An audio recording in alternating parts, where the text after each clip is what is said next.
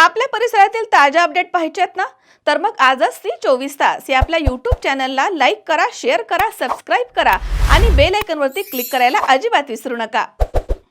राहुरी शहरामधील नामांकित Sairam electronics and batteries या दालनात तुम्हाला मिळतील सर्व प्रकारच्या इलेक्ट्रॉनिक वस्तू तसेच होम अप्लायन्सेस.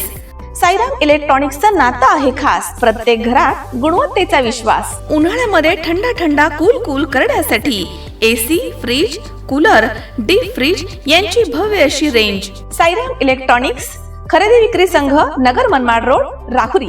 तेव्हा आजच साईराम इलेक्ट्रॉनिक्स या दालनाला भेट द्या आणि आनंदाची सुरुवात करा. Sairam hospital test tube baby centre. नमस्ते, मी डॉक्टर सोनाली माने, साईराम हॉस्पिटल राहुरी, मंदत्व तज्ज्ञ व एम्ब्रॉलॉजिस्ट तज्ज्ञ. आपल्या इथे IVF बद्दल अत्याधुनिक उपचार पद्धती उपलब्ध आहे. तर त्यामध्ये IVF, ICSI, embryo donation, egg freezing, sperm freezing तसेच सरोगसी माताबद्दल सल्ला पण आपल्या इथे दिला जातो. आपल्या इथे हमखास गुण येण्यासाठी प्रयत्न केले जातात. साईराम हॉस्पिटल, लॅप्रोस्कोपिक सेंटर आणि test baby centre. Court area, Bhagyashree हॉटेलच्या पाठीमागे, राहुरी. पाठदुखी, कंबरदुखी, खांदादुखी, सांधेदुखी तसंच मणक्याच्या आणि पॅरालिसिस आजारांपासून डॉक्टरकडे जाऊन वैतागले आहात का? तर आहे ना राहुरीमध्ये आयुर्वेदिक खात्रीशीर उपचार. Doctor Melwane hospital and spines care therapy centre, Rahuri bus stand समोर. डॉक्टर केतन धनंजय मेळवणे. संपर्क 9890425240. 25 वर्षाची परंपरा. Doctor Melwane hospital. पारनेर तालुक्यातील ढवळपुरी येथील आदिवासी बांधवांच्या जमिनीवरील वाद पुन्हा एकदा ऐरणीवरती आलाय. संबंधित जमिनी आदिवासींना प्रत्यक्ष ताब्यामध्ये मिळेपर्यंत त्या ठिकाणी सतलोक आश्रम यांनी कोणतेही कार्यक्रम घेऊ नये अशी ठाम भूमिका आदिवासी समाजाने घेतली आहे. या संदर्भात पारनेर पोलीस निरीक्षकांना निवेदन देऊन कडक कारवाईची आणि आवश्यक सहकार्याची मागणी यापूर्वीच करण्यात आली आहे. यावेळी एकलव्य सेनेचे अध्यक्ष ज्ञानेश्वर अहिरे, राया ठाकर फाउंडेशनचे जिल्हा अध्यक्ष लहूमध्ये तसेच सह्याद्री आदिवासी संघटनेचे जिल्हा सचिव संजय पथवे, मनाजी मध्ये तसेच बाळूमध्ये मारुती केदार, हिरामण केदार, उमाजी केदार, पोपट केदार, भीमा चिकणे, भाऊ केदार, विश्वनाथ पवार, प्रवीण केदार, पांडू केदार, बाळू चिकणे, जिजाबा मध्ये, महादू पवार आदी आदिवासी समाजामधील ग्रामस्थ तसेच जमीनधारक या ठिकाणी हजर होते. निवेदनामध्ये नमूद केल्यानुसार ढवळपुरी येथील आदिवासी समाजाच्या जमिनी बेकायदेशीररित्या हस्तांतरित करून त्यांची परस्पर खरेदी विक्री करण्यात आली आहे. त्यामुळे अनेक आदिवासी कुटुंब भूमिहीन झाली आहेत. मुळामध्ये आदिवासी जमीन हस्तांतरणास कायद्यानं बंदी असताना देखील हे व्यवहार झालेच कसे असा सवाल उपस्थित करत या प्रकरणाची उच्चस्तरीय चौकशी करण्याची मागणी करण्यात आली आहे. या व्यवहारांमध्ये शासनाची परवानगी, आदिवासींची संमती, पुनर्वसन प्रक्रिया आणि संबंधित अधिकाऱ्यांची भूमिका यावर देखील प्रश्नचिन्ह निर्माण झालाय. आदिवासी बांधवांच्या म्हणण्यानुसार मुनिंदर धर्मार्थ ट्रस्टचे खरेदी खत गट क्रमांक 1120/1 मध्ये आहे. मात्र प्रत्यक्षात बांधकाम गट क्रमांक 1120/2/1 ते 6 या क्षेत्रामध्ये सुरू आहे. त्यामुळे या बांधकामाची कायदेशीररित्या तपासणी करून अतिक्रमणावरती कारवाई करण्याची मागणी करण्यात आली आहे. सध्या खरीप हंगामाची सुरुवात झाली आहे. जमिनीची नांगरणी आणि पेरणीची वेळ आली आहे. त्यामुळे ही जमीन तातडीनं ताब्यात मिळावी अशी मागणी आदिवासींनी केली आहे. पेरणीसाठी जात असताना जर कोणी अडथळा निर्माण केला तर कायदेशीर मार्गाने ॲट्रॉसिटी कायद्याअंतर्गत गुन्हे दाखल केले जातील असा इशारा देखील निवेदनामधून देण्यात आला. नमस्कार, मी ज्ञानेश्वर अहिरे, एकलव्य सेनेचा राष्ट्रीय अध्यक्ष. आज ढवळपुरी तालुका पारनेर या ठिकाणी जे आदिवासी आहेत त्या आदिवासींच्या कार्यक्षेत्रामध्ये त्यांच्या जमिनीमध्ये सतलोक आश्रम या ट्रस्टने बांधकाम केले आहे. जवळपास 46 एकरवर हे त्यांनी अतिक्रमण करून हे बांधकाम केलेलं आहे. बेकायदेशीर त्यांनी ताबा घेतलेला आहे. त्या विरोधात आम्ही कलेक्टर साहेब, प्रांत साहेब आणि तहसीलदार साहेब या सर्वांकडे आम्ही पत्रव्यवहार केलेले आहे आणि आमच्या जो उतारा आहे तो आमचाच आहे. नियमानुसार 120(1) याचा जे खरेदी खत झालेला आहे आणि 120(2) यामध्ये त्यांनी बांधकाम केलेलं आहे. आमची अशी मागणी आहे की ज्यांची तुम्ही खरेदी खत झालेलं आहे तिथे जाऊन तुम्ही तुमचं बांधकाम करायला पाहिजे होतं. परंतु यांनी आदिवासी जमीन बळकावली आणि बळकवून तिथे त्यांनी त्यांचं बांधकाम केलं. आज आम्ही ही जेवढी आदिवासी आहेत हे सर्व भूमिहीन झाले आहेत आणि आमच्यावर आज उपसमानाची वेळ आली आहे. आम्ही प्रत्येक वेळी तशी शासकीय दरबारी गेलो, शासकीय दरबारी जाऊन आम्ही आमची व्यथा मांडली. त्याच्यानंतर आम्ही अधिकाऱ्यांकडून आम्हाला असं समजलं की ही जमीन तुमची आहे आणि तुमची असल्यानंतर तुम्ही ताबा घ्या. आज आम्ही या ठिकाणी जेवढे लाभार्थी आहेत, जेवढे आदिवासी आहेत हे सर्व येऊन आम्ही ताबा घेतलेला आहे आणि या ठिकाणी आम्ही आमची जमीन पेरणार आहोत आणि आम्ही पीक घेणार आहोत. आमची या ठिकाणी शासनाकडे अशी मागणी आहे की आता हे जे ट्रस्ट आहे हे ट्रस्टला यांना तुम्ही नोटीस द्यावी आणि हे ट्रस्ट काढून घेण्यात यावी. 2 ते 4 8 दिवसाची आम्ही मुदत देतो.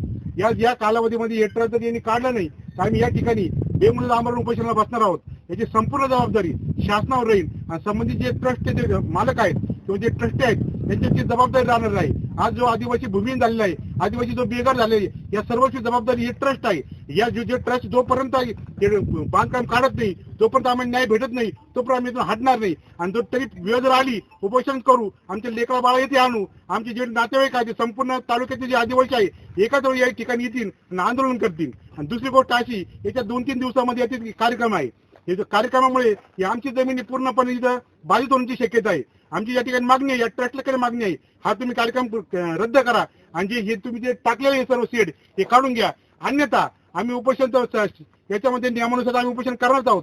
तुम्ही कायदा हातात घेऊन तुम्ही एक तट बांधलेला आहे, आम्हाला कायदा हातात घ्यायला लावू नका. आणि अन्यथा आदिवासींनी जर कायदा हातात घेतला तुम्हाला इथे पटाबळी तुडी होईल. या ठिकाणी आम्ही एवढं सांगतो, 2 ते 4 दिवस आम्ही मुदत देतो. तर तुम्ही हा कार्यक्रम कॅन्सल केला नाही, तसेच तुम्ही जर हे शेड काढलं नाही तर उग्र स्वरूपाचे आंदोलन संपूर्ण जिल्ह्यात होईल. याची संपूर्ण जबाबदारी या ट्रस्टवर राहील.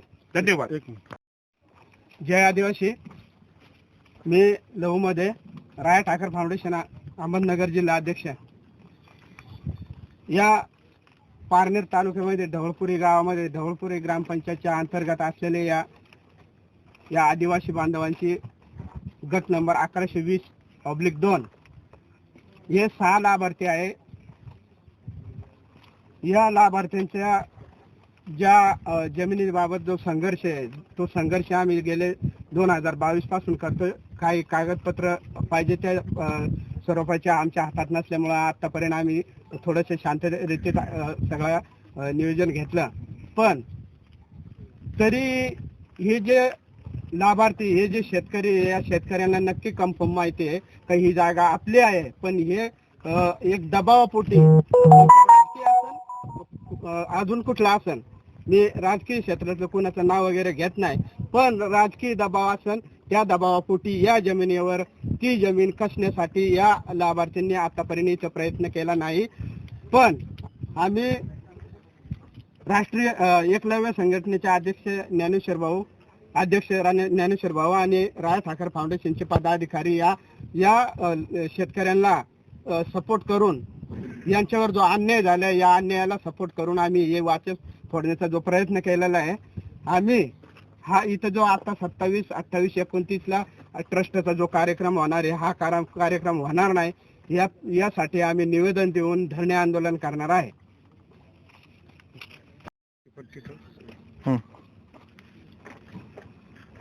मी मारुती केदार, हे माझं क्षेत्र आहे. आणि इथे आम्हाला काही कल्पना न आल्यामुळे काही माहिती काही नोटीस न दिल्यामुळे आम्हाला हे काही माहित नव्हतं की आमचे क्षेत्र आहे म्हणून. आणि उदाहरणार्थ की येता जाता आम्ही बघतो का ही जमीन आमच्या आई वडील आधी जुने माणसं म्हणायचे का ही तुमचीच जमीन आहे, पण परंतु आमच्याकडे कागदपत्र नसल्यामुळे आम्ही काय आमच्या उतारे निघत होते, पण परंतु आम्हाला काही हे माहित नव्हतं का हे आमचं आहे म्हणून. परंतु आम्ही तहसील मॅडम कडे गेलो. तहसील मॅडम म्हणाली की ती जागा तुमचीच आहे, कागदपत्रानुसार तुमची जागा आहे, तुम्ही या जागेचे मालक आहात म्हणून तुम्ही मागं कशाला सरकता, की तुमची जागा आहे ना, तुम्ही तिथे जाऊन तुमची जागेचं पेरणे काही नागर बिगर टाकून तुमची जागा कब्जा करा असे आम्हाला निवेदन तहसील मॅडमने दिले. आणि ही जागा आमचीच आहे आम्हाला माहिती आहे, आमचे उतारे आहेत. परंतु ही जागेत अतिशय ट्रस्टवाल्यांनी येऊन त्यांना कोणीतरी सांगितलं असेल की हे जागा आमची आहे म्हणून हे काम करा. परंतु हे जागा असे त्यांचे निवेदनाखाली सरकारने नोटीस दिल्याशिवाय काम करू शकत नाही ना. परंतु ही जागा स्थलांतर म्हणतात की आमची आदिवासी जागा आहे, माझी वैयक्तिक जागा आहे. आणि जागा 46 एकर जमीन ही आमच्या आदिवासींची आहे. विनोद गायकवाड, C24 तास, पारनेर.